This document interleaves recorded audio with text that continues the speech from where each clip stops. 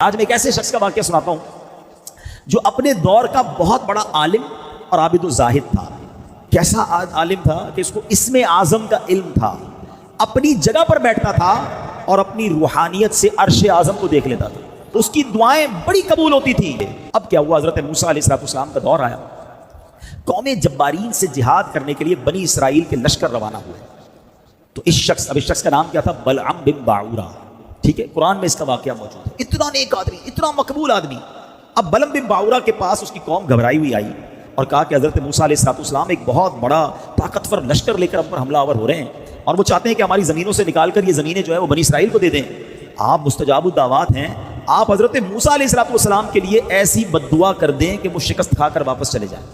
اب یہ کانپ گیا، اس کو معلوم تو تھا کہ وہ اللہ کے نبی ہیں، تو وہ کہتا ہے تمہارا برا ہو، خدا کی پناہ، تم جانتے ہو کس کے بارے میں بات کر رہے ہو؟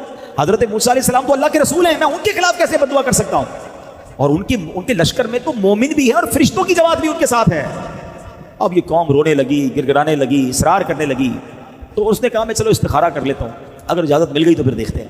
استخارہ کیا تو استخارے میں بھی بد دعا کی اجازت نہ آئی، تو اس نے صاف صاف اپنی قوم کو منع کر دیا اور کہا دیکھو اگر اب میں نے بد دعا کی نا تو میری دنیا بھی برباد ہو جائے گی، میری آخرت بھی برباد ہو جائے گی۔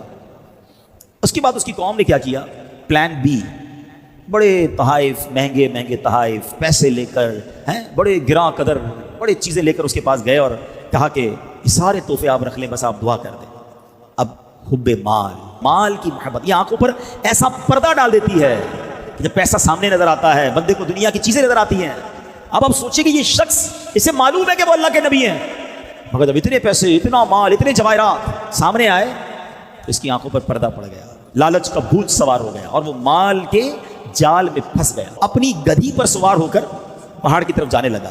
راستے میں بار بار وہ گدھی رک جاتی، مڑ جاتی، آگے نہ چلتی۔ یہ اسے مارتا رہا، آگے بڑھاتا رہا، وہ آگے بڑھتی نہیں تھی۔ اس کو بھی گویا پتہ چل گیا تھا یہ کیا کرنے جا رہا ہے۔ اب اللہ کریم نے اس جانور کو بولنے کی طاقت دی، اور وہ جانور پتہ ہے اس کو بلعم بن باعورہ کو، یعنی ایک انڈیکیشن بھی دیا گیا اسے، ایک آخری وارننگ بھی دی گئی کہ اس جانور نے کہا اے بلعم بن باعورہ تو کدھر جا رہا ہے؟ میرے آگے فرشتے کھڑے ہیں، میرا راستہ روک رہے ہیں، میرا منہ دھکیل رہے ہیں پیچھے کی طرف۔